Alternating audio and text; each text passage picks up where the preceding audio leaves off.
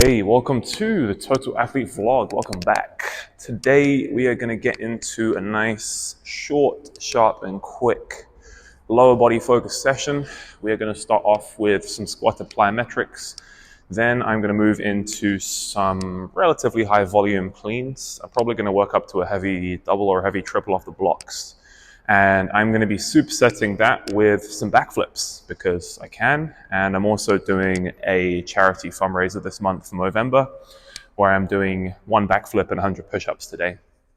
One backflip and 100 push-ups every single day in the hopes of raising 2,500 pounds for November, which is a great cause. Then I'm going to finish up with some RDLs. Don't know how heavy I'll be able to go on the RDLs today. I haven't done a lot of hinging recently, but we'll see what we get to. I'm thinking of 2 heavy sets of 10, mainly just for a hypertrophy stimulus, maybe at like an RP 9 or something like that. And then I'm going to finish up with some tempo runs. I can probably build up to a slightly higher volume on tempo runs today. I think 2 sets of 6 to 8 reps will probably be fine for me. And that will be me pretty much done for today. I'm not going to record the 100 push-ups as part of this workout, but I am also going to do 100 push-ups later on in the day as well. So let's get into it. I'm going to set a 5-minute timer for the squatted plyos. Intention here is really just to get comfortable bouncing in that bottom position, getting that nice end range of motion, elasticity. And I really enjoy doing these horizontally, actually bouncing across a distance. Usually for the first set, I'm just going nice and simple, as long as I can. As long as I can.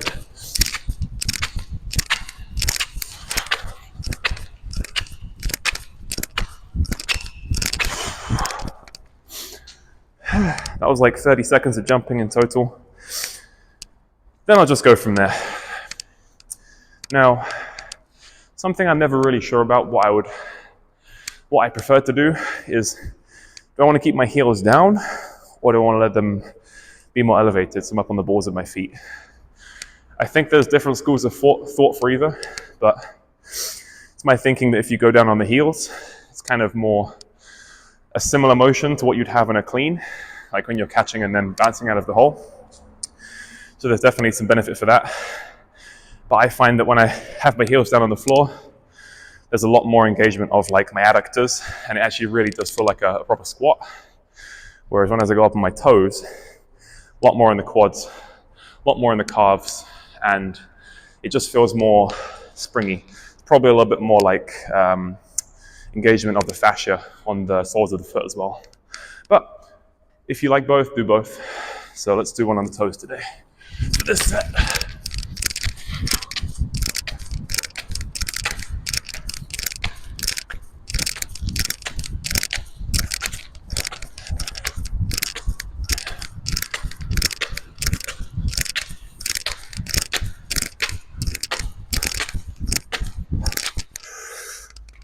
Very nice. Very, very nice. Ooh. So we've done forwards. Next, we will do sideways. I'm going to try and incorporate a little bit more lateral distance emphasis here. So rather than just small hops, I'm going to do one big one, one small one, one big one, one small one, and then come back the other way. So small, big, small, big, small, big, small, big. And then in the same direction, go right, big, small, big, small, big, small, big. Ooh. Man, nothing will pump up your legs quite like squatted plyos. Nothing will do it quite like that. So that's a total of just about 3 minutes so far. I've already got a crazy pump in my legs. Already feeling like I'm getting warmed up. It's actually probably the perfect warm-up for cleans because landing into that bottom position and you're just getting tons and tons of reps of that end range of motion elasticity in not just your ankle, but also your knees, your hips, and even the lumbar vertebrae as well. Anyone who's trying to tell you that you should keep a completely neutral spine in the bottom of the squat or a clean is bullshitting you, because everyone's hip anatomy is different. And if you want to hit ass to grass, bottom of a squat, there's a range of flexion in the spine that's totally fine. Obviously, you don't want to have like excessive lumbar flexion, but you need to have something in order to maximize how far you can get down into a squat. Anyway, enough chit chat. Let's get into this next set. Let's do some diagonal.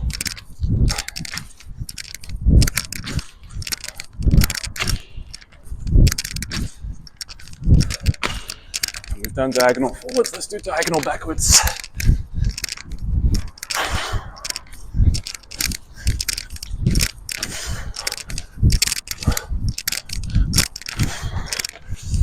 Whew. Man, that is a crazy pump in the quads. Oh man. I reckon I've got time for one more set. So for this one, all I'm gonna do is a switching split squat hop. I guess you could call this also a squat plyo, but it's more of a split squat plyo. I'll do switching split squats forwards, switching split squats backwards, and then we'll call it a day for the warm-up.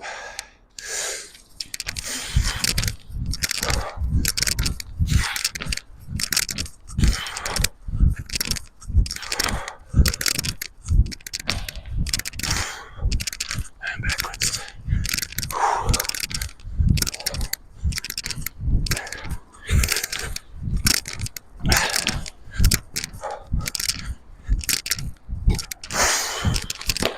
Oh man, my legs are feeling absolutely gassed at the moment. I have no idea how heavy I'm going to be able to do on these cleans, but we will give it a shot. I think this angle right here should be best, the lighting, and just getting a nice 3/4 angle, but we will adjust if need be. So, for cleans today, I'm going to warm up a couple sets of 4 or 5 with the lighter weights, then drop to 3s, see how heavy I can do for a triple, and then lower the weight again for a double. All of them off the blocks, nothing from the hang. I think that will be best. Program just said clean for triple or double. I'm going to decide to do it off the blocks today. So, apologies if I hit the mic, sorry, with the bar. I have no idea where to place it so that it doesn't get hit with the mic, hit with the bar. Maybe here will be okay. Yeah, I think that'll be fine. Okay. Let's get into the warm-up sequence. As usual, I start with 10 pulls into the power position. Really to make sure that I'm cueing good positions, even with an empty bar. Obviously, when you load this sucker up, it's not always going to be the same, but you should have an idea of what good technique should look like so that you can work towards doing that with heavier and heavier weights. Then 10 turnovers. This is exactly what I was talking about.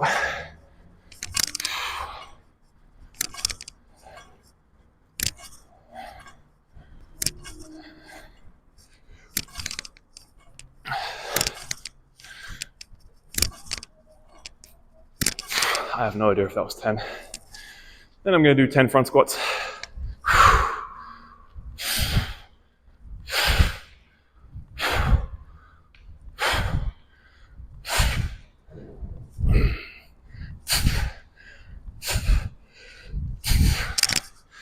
Good.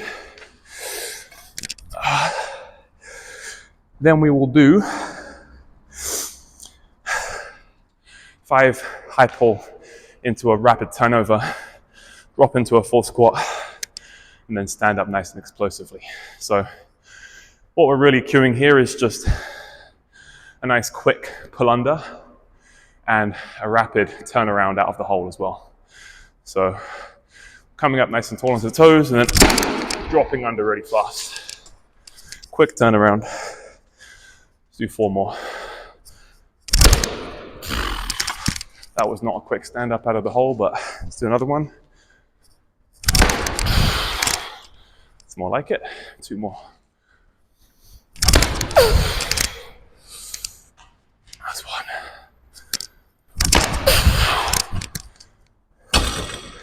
Nice. Let's load this sucker up. So just like that, because I've warmed up with my squatted plyos, I don't have to do crazy number of sets warming up with the clean. Obviously, if I was like truly optimizing for max clean numbers, like actually competing in Olympic weightlifting, then yeah, I do a fuck ton more technical work, but I'm a big proponent of the 80-20 principle. And if you want to get like 80% of the results that a competitive weightlifter would in the clean, then just do the minimum effective dose. If you want to get 100% of the results that a competitive Olympic weightlifter might, I'm not talking at like elite level, but I'm just talking at like amateur level to maybe slightly higher, yeah, then train like a weightlifter. But I would argue that you can get pretty significant results in Olympic weightlifting by just doing like the 80% of the minimum effect. You can do 80 by doing 80% of the work that you need to, minimum effective dose when it comes to Olympic weightlifting. So I'm talking like probably training Olympic lifts 3 to 4 times a week. You don't have to hit them as crazy high frequency as you would, for example, if you're just focusing on Olympic weightlifting. Sometimes that can be up to 6 or 9 times a week. You can actually progress in the Olympic weightlifting movements, provided you've got a good technique base and you're strong enough, with maybe 3 sessions a week, or even 2, if you're just maintaining the technique enough. Speaking of technique, let's get into this first set with the cleans.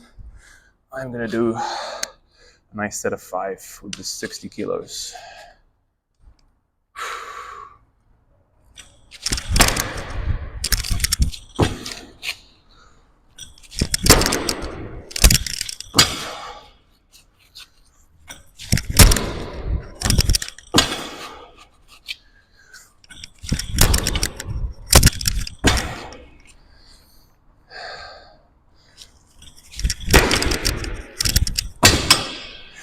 This mic is going to get destroyed if I keep it where it is, but I have no idea where to put it where you're still going to hear me and it's not going to hit the barbell.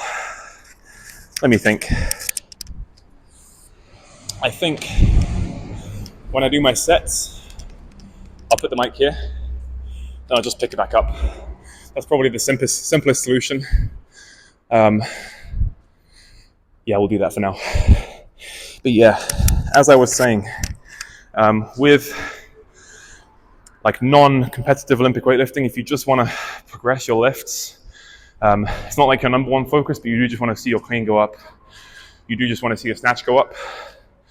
I would argue that once you've reached technical proficiency in the lift, which for the first part of your lifting career in Olympic lifting, when your training age is relatively young, like 1 to 2 years, then yeah, you do want to be training them with high frequency to learn how to do the technique competently to the point where you can just do it on your own. You don't need a coach, and you've learned them so they're quite fluid and you can do them consistently.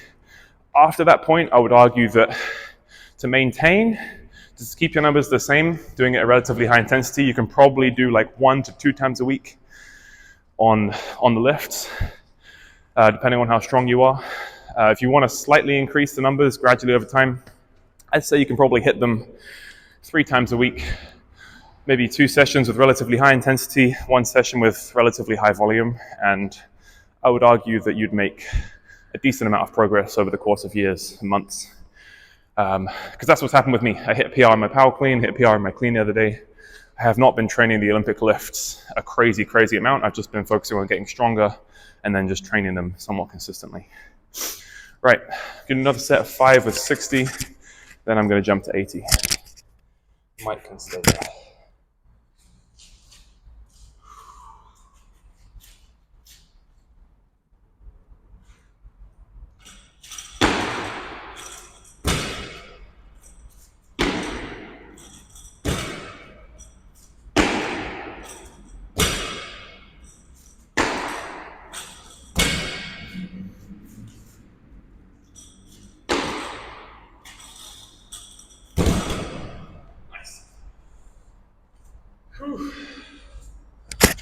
You'll notice that I didn't stand every single one of those cleans up because I'm really just focusing on the pull and the catch.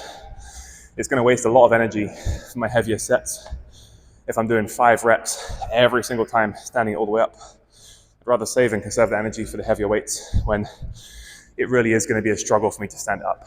I've got no issue standing this weight up, so I don't need to worry about standing it up. Get plenty of other volume doing squats when I train squats, so I'm really just looking to stand it up on the heavier weights. Okay, I'm gonna jump to 80. We will do a triple with 80. See how 80 feels for a triple. I think it will be fine. Maybe I'll even do 2 sets of 3 with 80. Then jump to 100, and then we'll do 110, I think, will probably be a good limit for today for full clean triples. But we will see, we will see. I will be happy with 110 for a triple. That would probably equal a full clean from the floor PR. I've only recently started training from the blocks. It's relatively new to me training from the blocks, or the pads as it were. Just adding in like 6 inches of lift onto the weights. And I don't know, it shortens the pull definitely, and it definitely makes the pull a bit faster because you're not having that first 6 inches of the lift as you get to just below the knee. Like that portion of the lift from the floor to just below the knee is the slowest part of the lift. So you really are accelerating the bar from a dead stop just below the knee. So I guess it kind of just, when it shortens the pull, it can make it a lot faster, a lot more explosive, which is, I guess, why a lot of athletes like to do cleans from the blocks. But I've been enjoying it. It feels nice and snappy, nice and explosive in the pull, so I'm going to keep doing it. All right, let me put this mic away so I don't destroy it with the barbell.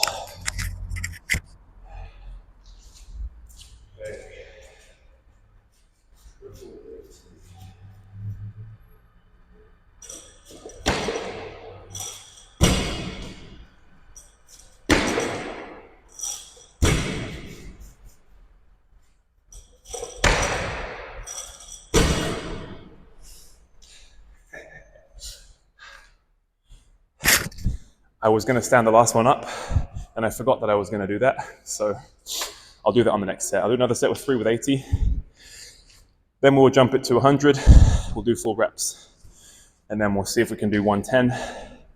And for 110, either 3 sets of 3, 3 sets of 2, depending on how we're feeling, will be enough. Good squatting volume. If any of you follow Will Rattel, which I'm almost certain most of you know who Will Rattel is, Will is a big inspiration of mine, and one of the biggest concepts I've learned from Will is that if you are backing off squat volume, you can just have cleans as your squats. If you do full cleans, you're probably loading the bar with maybe up to 70% of your back squat or front squat 1RM, and probably more likely back squat 1RM. And doing that for a set of 3 or even 5, maybe not 5, but definitely for a set of 3, that is a very significant stimulus, especially because the bar is dropping with speed. The bar is lowering with the speed, it's accelerating to the floor at 9.81 meters per second, and you're having to stop and reverse that and stand it back up. That is a very significant stimulus for your legs and for your whole body, really, because you're having to pull it up and then get underneath it. But that is a very significant stimulus. So any of you that are backing off squat volume and want to just do some of the minimum effective dose just to maintain your strength and explosive strength at that, then full cleans are definitely the answer.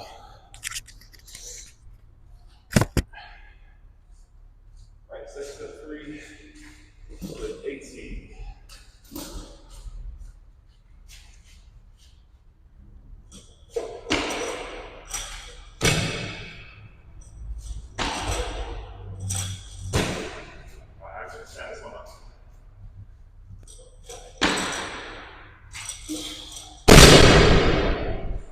Nice. That felt good. So from there, I'm now going to do 100, jump it up by 20. This is probably going to be a good test to see how strong I'm feeling today. 100 for cleans is usually a good litmus test because it's approximately 80 to 85% of my 1RM.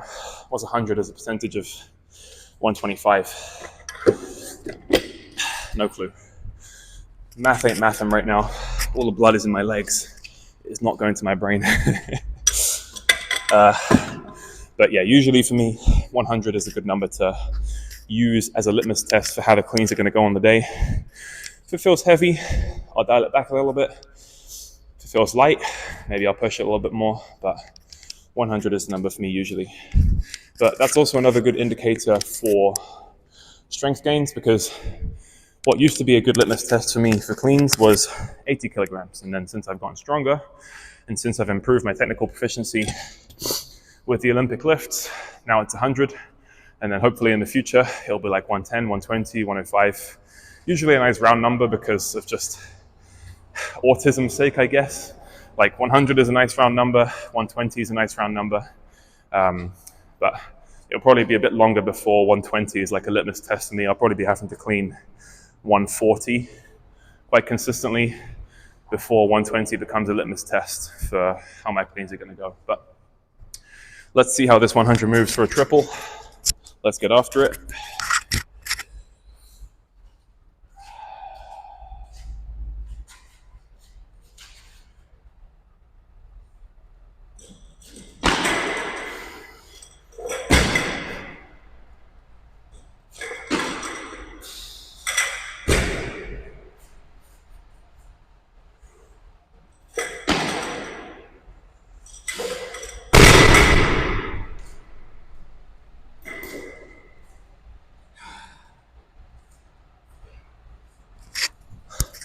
That last rep was really ugly, but I think it's because I let the bar get away from me a little bit.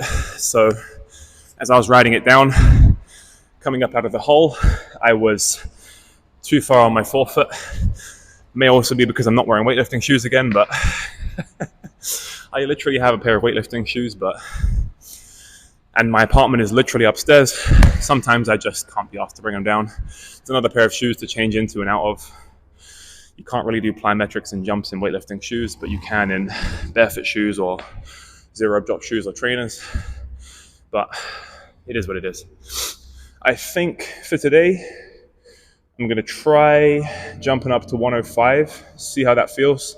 Really focus in on that last rep, because that's one where I'm going to stand up on all of them on the next set. Jump it up to 105, stand up all three, see how that feels. If that feels like it's a struggle as well on the third rep, then we'll keep it at 105. If it feels good, then we'll try 107.5, maybe 110. We'll go from there. But 105 is going to be the next set. Let's have a little bit more rest on this one as well.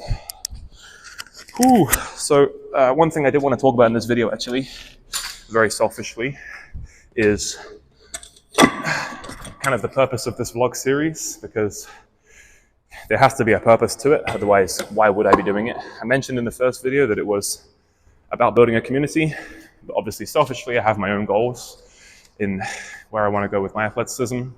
Obviously, it's going to be within the realms of sprinting, jumping, and weightlifting. Since we're doing weightlifting right now, I can talk you through my weightlifting goals. So I've got long-term and medium-term goals and even short-term goals. I guess you could say medium-term goal for me would be a 255 kilo weightlifting total. I didn't just pluck that number out of nowhere.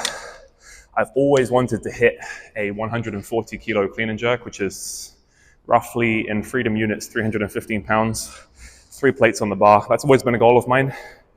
I'm probably 1 to 2 years of solid training away from that. Again, as I said at the start of the video, if I was training Olympic lifts like dedicated, 5-6 times a week, probably hit it a lot sooner. But obviously I have other goals. I'm not just working on weightlifting, not just trying to optimize for total. So the 255 kilo weightlifting total is like a nice medium-term goal. And then for sprinting and jumping, sprinting would be anything above a 40-inch vertical jump. My highest approximate tested vertical jump is like a 35, 36. I jumped up on a 9'7" rim and my head was like a few inches below it. You can see on a video that I uploaded onto my Instagram a few years back, or a few months back, not a few years back. And then for sprinting, I just want to hit sub 1100 meters. I don't know how realistic that goal is, but I think it's possible with enough dedicated training for most athletes, not all athletes, but a lot of athletes, someone who's reasonably athletic. If you dedicate a lot of time to sprint training, I think that's possible. But yeah, sub 11 would be a long-term goal for sprint training. And yeah, but those are the general directions that I'm looking to go. And ultimately, at some point in the future, I want to be able to do all 3 of those within maybe not the same training block, but within the same year. So I want to be able to hit the sub 1100 meters, officially tested, hit a 40-inch plus vertical jump, and then hit a 255 kilo weightlifting total, all within the same calendar year. I think that's something that is possible for me. It's going to take a lot of dedication and effort, and that's kind of what this vlog series is about. But yeah, that is the general direction we're going to be going in. Those are my athletic goals in those particular domains. There are other ones I have, but those are the main ones. So anyway, let's chit chat more lifting. Let's get into it. 105 for a triple.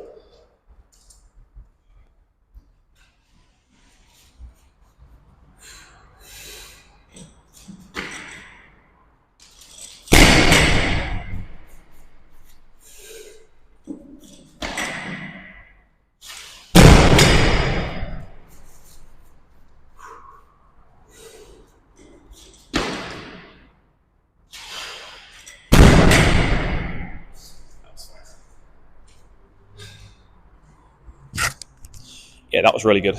Really, really good. Just as I suspected, what I wasn't doing when I was doing 100 was I was not bracing nearly as hard enough as I should have been. So this is an interesting tidbit I've recently learned in the last couple of months. Whenever I brace really hard before I do the first pull, or the second pull in this case, whatever it is off the blocks, I have to brace and hold that as tightly as I possibly can. The harder I brace, the easier it feels for me to stand up out of the hole, without fail every single time. The harder I brace here, the easier it is for me to stand up the rep. If I'm not bracing hard, I collapse in the bottom. It makes sense, You've got musculature all around here, you've got bones at the back. There's a huge gap in your abdominal cavity here. If you don't fill that with pressure, there's nothing structurally solid there to keep it in place. So it's all just gonna collapse. It's just flesh, there's no bone there. So you have to brace, hold your abdominal wall nice and tight in order to make sure that you're strong in the bottom of cleans and the bottom of squats, or just in general with anything athletic. You need to have a strong core that's well braced and strong. Anyway, that 105 moved reasonably quite nice. So I'm gonna jump up to 110. That could potentially be the top set today. I'm not feeling too crazy. Obviously, if 110 moves immaculately for a triple, which is highly unlikely, but if it does move immaculately for a triple, maybe we'll consider 112.5, even 115.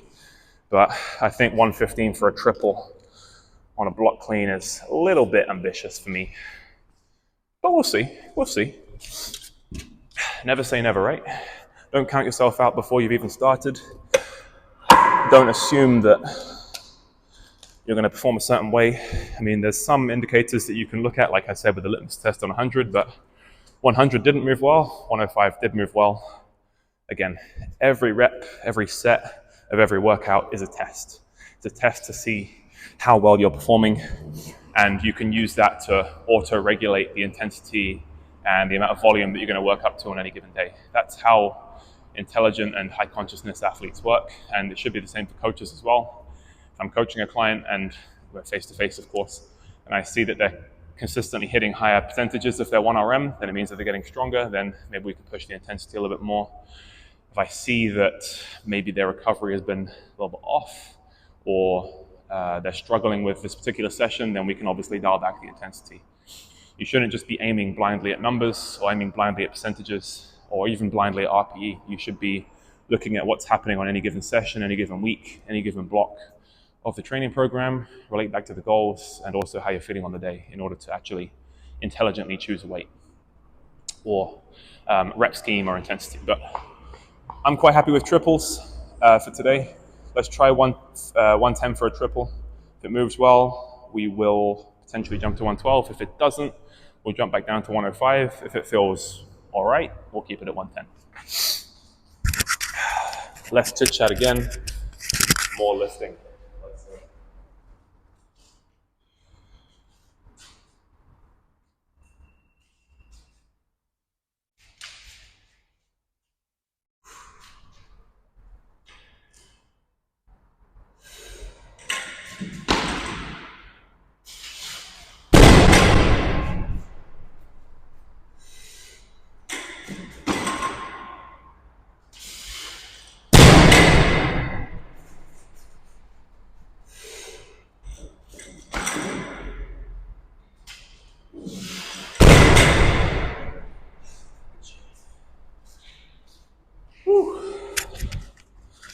So 110 moved really well for a triple.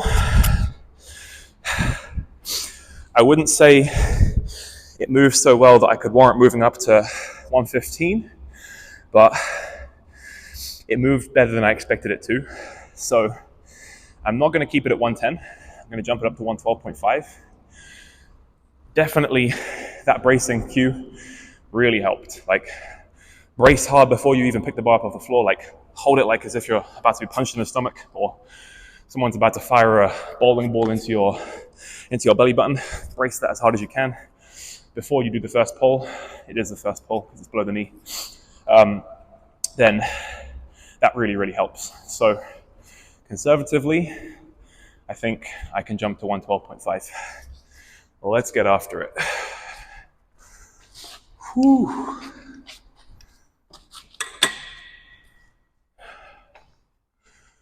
But yeah, I mean, I didn't think 110 was going to be moving that well today. So that's another piece of information, another piece of evidence to suggest the fact that how you feel in warm-ups isn't necessarily conducive to how you're going to be feeling for the rest of the session, because my legs, as I said at the start of the session, were feeling absolutely trashed. But now as I'm doing these cleans, they're feeling okay. So always take it on a case-by-case basis. As I said before, every set, every rep, every bit of volume, every exercise that you do should be a good indicator for how you're feeling on that day, especially the earlier in the session. Like, this is the main lift of the day. If this is feeling good, then because I'm fresh towards the start of the session, the first few exercises, they're the ones you're going to be freshest for. So if they're feeling good, then perhaps the rest of the workout is also going to be going well. So we'll see how the RDLs go as well. Let me just double check that the camera is actually getting everything in frame. Oh, beautiful.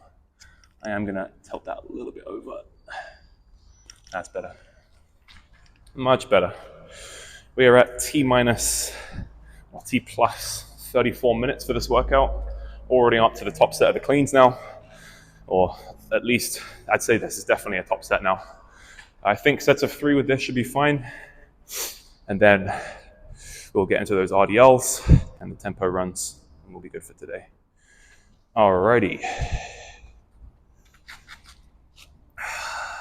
Oh, mic. Do not destroy the mic with a barbell max. Okay. Set of 3 with 112. Let's get after it.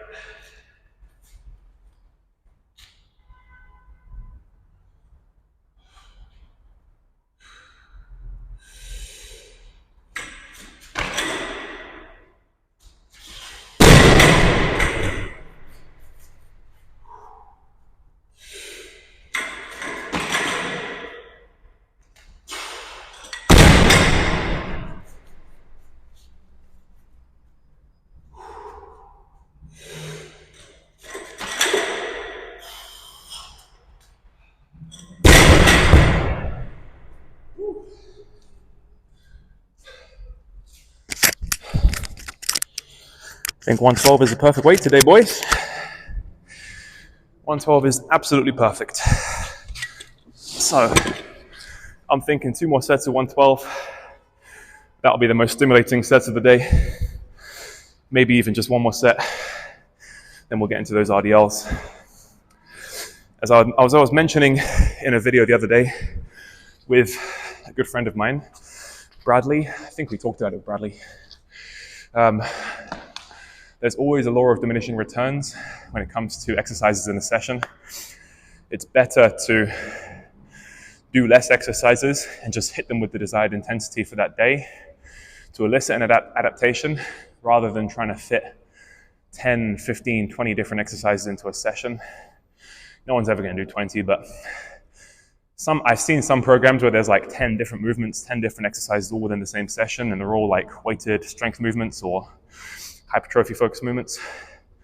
Beyond like the 6th exercise, there's a severe law of diminishing returns. It's like it gets exponentially less effective because as the workout goes on, you are going to be increasing levels of cortisol in your body, levels of fatigue are going to be building up, metabolic waste products are going to be building up and sitting around in your peripheral nervous system, in your muscles. And that's all going to limit the intensity at which you can do those exercises and therefore how much you're actually going to get out of them. Because the number one driver of adaptation, number one driver of the stimulus and the adaptation in any kind of training is intensity. It's not volume, it's intensity. So if you look at like a graph of, let's say, time on the, or I'll do it reverse for you guys, time on the y-axis and then intensity on the x-axis, as time goes up, intensity is going to fall. Like the longer the workout is, the less intensity you can give to each of the exercises. It's really logical if you think about it. The longer the workout goes on, the less hard you can train as the workout goes on. And generally longer workouts are less effective because it's building up the amount of cortisol that's in your body. So it just makes it even harder to recover from that session. You want to hit the session, hit it hard, hit it quickly, and then get out of the gym, recover, go and sleep, eat. And then you will recover very, very well. Or at least better than if you're doing like a 4-hour long training session. Okay, set 2, let's go.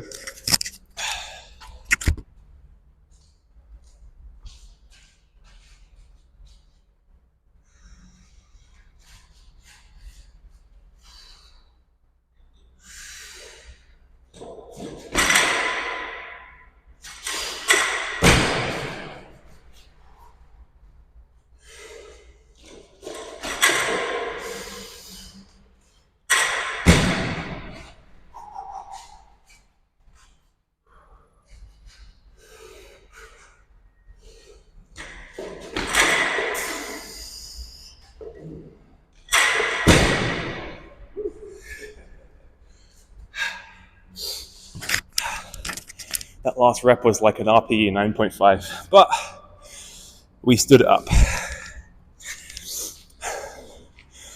I think I've got 1 more set in me. Last rep of that last set is going to be ugly, but at least the first 2 will feel good. I'm relatively comfortable with the form at this point.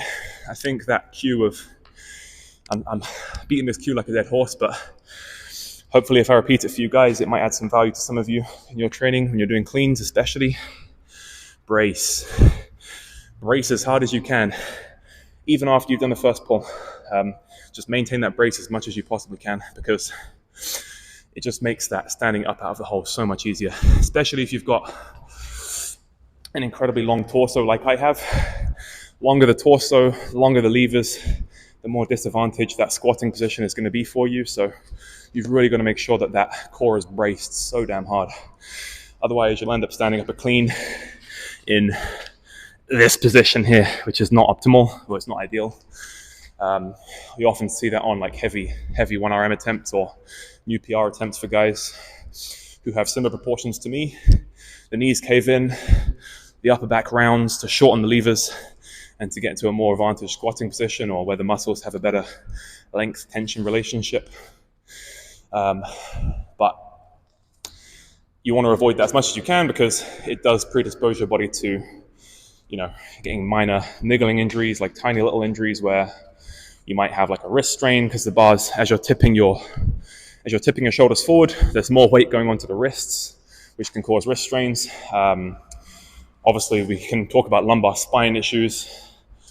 We can also talk about all these other things, but none of these should be a problem if you're load managing appropriately. You can have some singles like that look less than optimal with perfect form every now and again, but you do have to make sure that you manage the load efficiently and effectively. Anyway, last set of 3, 112.5 for a triple. This isn't a 3RM on cleans, but it's definitely pretty close. I think my 3RM on cleans is 115, if I'm not mistaken, but let's give this last set a try. Let's make the last rep look as pretty as possible if we can.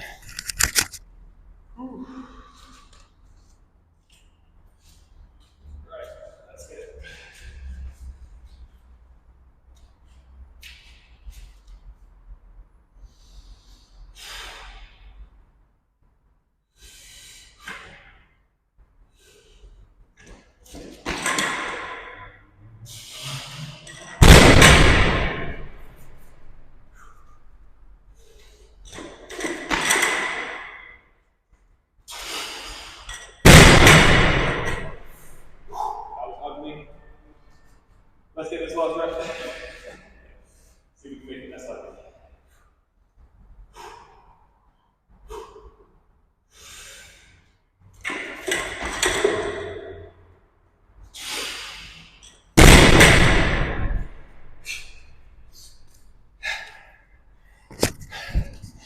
Let's vote in the comments there. What rep? Which rep looked worse there? Rep 2 or rep 3 of that set? I'm going to vote rep 2. I tried much harder on rep 3, but we will see. All right.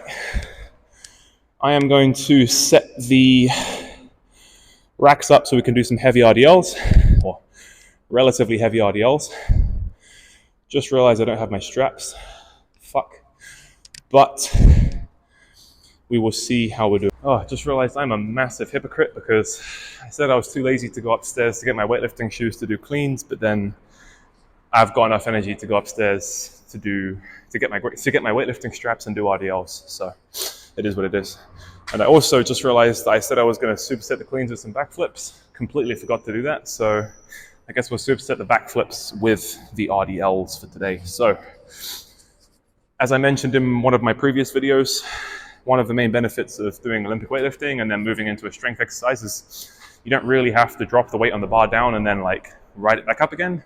You can just take your top set of the Olympic lifting movement, assuming you're going into a heavier strength movement, and then just use that as your first set. Might not be the first working set, but we'll see how this moves for a set of 5 as just like a warm-up set on the RDLs. And then we'll see how we're doing with 112.5. Let's give it a shot. I'm going to definitely do a bit of a wider clean grip so I've got a bit more range of motion because I have got very long arms when it comes to hinging movements.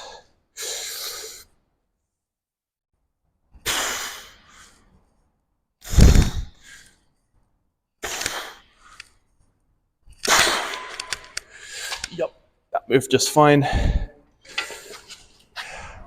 Also, I have the sketchiest weightlifting rack right here. If I put the bar too close to the end of the rack, it looks like the squat rack is going to completely tip over. I have no idea why it's doing that, but very, very sketchy. Let me roll the bar back over. We'll do a quick backflip. Hopefully, pardon me, hopefully I can land this one somewhat clean. If it's good, then I'll use this one for the charity challenge. If it's not, then perhaps I will have to do some more. Let's have one as I go. Whew.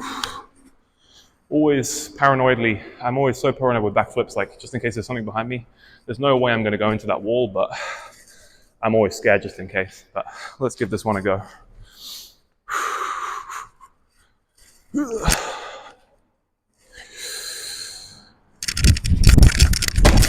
Oh, somewhat clean. Went quite far back on that one, but let's do the next set of RDLs and see how we do on that one. So that was 112.5, which was also the top set weight on the cleans. I'm quite happy with jumping it up to 120. See where we go from there. I think 120 for a set of 10 should be okay. Nice little RPE, maybe like an 8.5, maybe even a 9. Who knows? And then maybe we'll try like 130, 135 for the next top set. Let's have a look.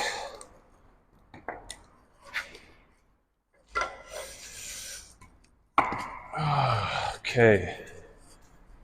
So that should be 120 on both sides. I say 120 on both sides. It should be 120 on the whole bar. We'll try this for a nice conservative, should be on the easier end for a set of 10. See how this goes. And then we'll adjust accordingly on the next set. Okay. Let's get after it. Let's get after it, boys. So yeah, I'm doing a very close to, if not the same as, the grip width I was doing for my cleans. Purely for the reason because my arms are long as shit relative to my body. And if I go super narrow, the bar is more likely to touch the floor. Let's go.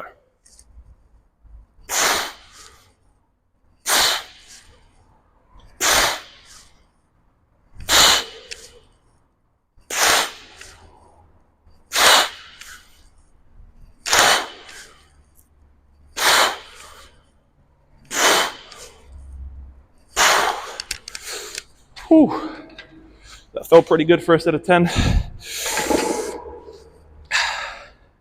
I feel quite comfortable jumping up to 130. Definitely not 140. Maybe even 135. Oh, another backflip. Whew. Getting that post-activation potentiation benefit. I don't know if I've ever seen anyone superset an RDL with a backflip, but hey, maybe I'm a world's first, who knows? Although I'm pretty sure someone like Clarence Kennedy or Juji Mufu has done something like that. I don't know. If anyone knows, drop it in the comments. Okay, second backflip. See if post-activation potentiation is actually a thing when it comes to flipping and lifting weights. Okay, rep number 2.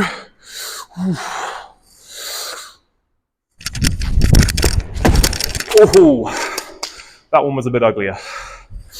Let me land this one a bit cleaner. Let's give this one a go. Let's make this one a little bit prettier, a little bit more aesthetically pleasing, hopefully.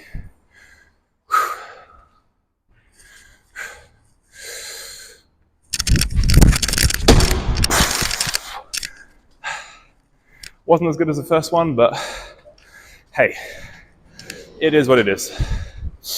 Right, so 135 for a set of 10, and I think we'll be good for all of our strength movements today, at least, for all of our weighted movements. Yeah, with a 5. Boop. That will be 135. Let's replicate that on the other side. Nice. Very nice.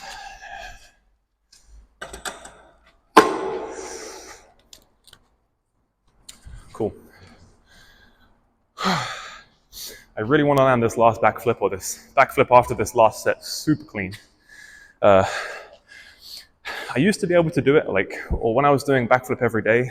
For a while I was doing backflip every day on my Instagram before I hurt my Achilles.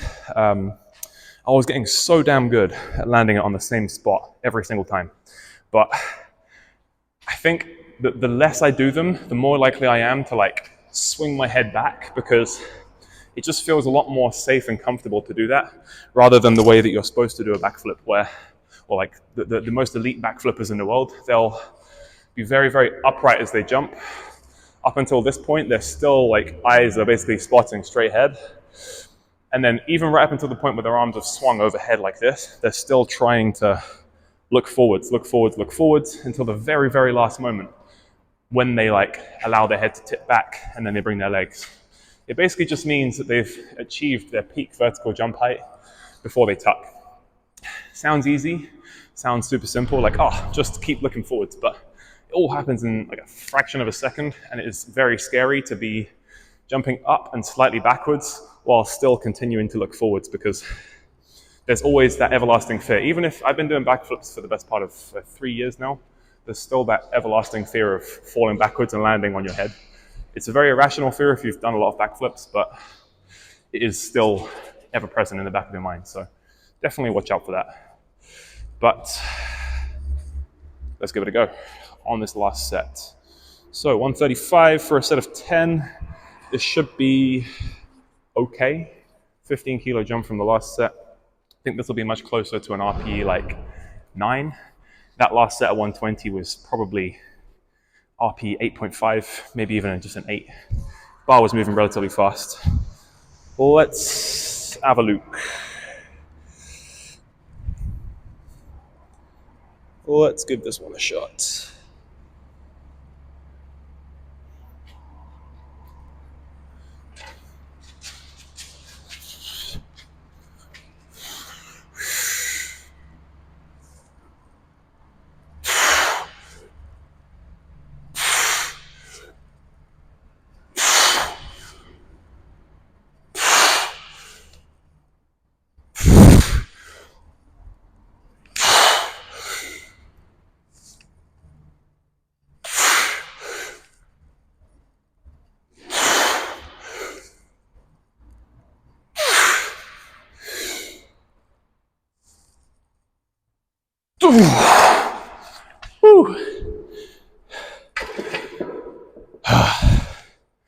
I'm definitely going to have to rest before I do that backflip.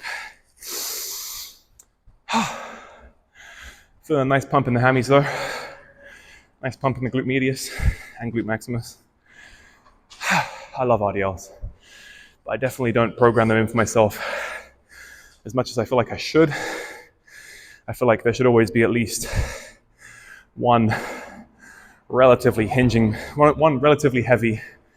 relatively high intensity hinging movement in almost any S&C program that's worth its salt, once a week or once every other week, because it is such a fundamental movement. It's such an easy and convenient way to load posterior chain without bending the knees, without activating the quads. Because a lot of sports you do have to bend over for. You do have to be like in a more hunched over position.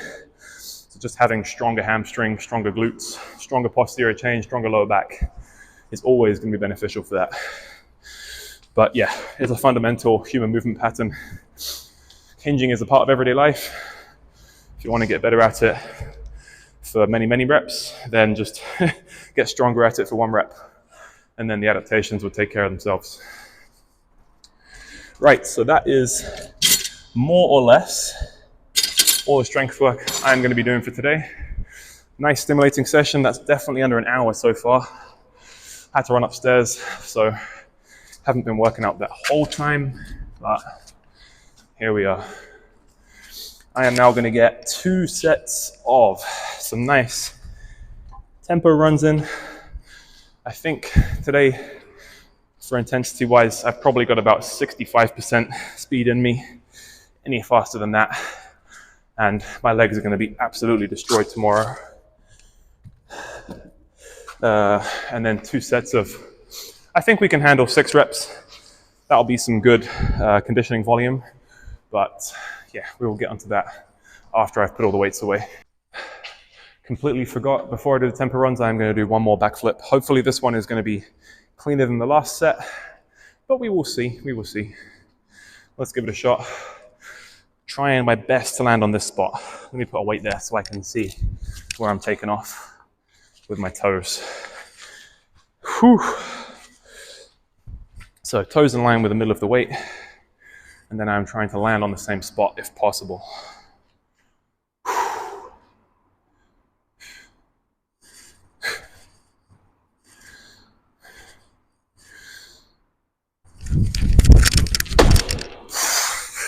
Absolutely nowhere near. That's like almost a meter jumping backwards, but I did not have to stumble on the landing. I landed straight, so not exactly a victory, but heck, it's still a backflip, and I would take that type of W. Whew. All right, now we will get onto those tempo runs. My main goal with these tempo runs is just to maintain 65, 70% speed, incomplete rest on every single rep. We've got pretty much the length of the parking garage, maybe a little bit shorter. So that's probably going to be something like, I want to say 70 meters. One day I'm going to get one of these measures, these tape measures to measure the whole parking garage, but I'm going pretty much from the end of the garage all the way until like 10 or 15 meters before the end of the garage. I am going to go very incomplete rest, something like every minute on the minute or very close to it. I'll get my timer going just now. Oh, it's still going for the warm-up. We're just over an hour into this workout. So let's get after it.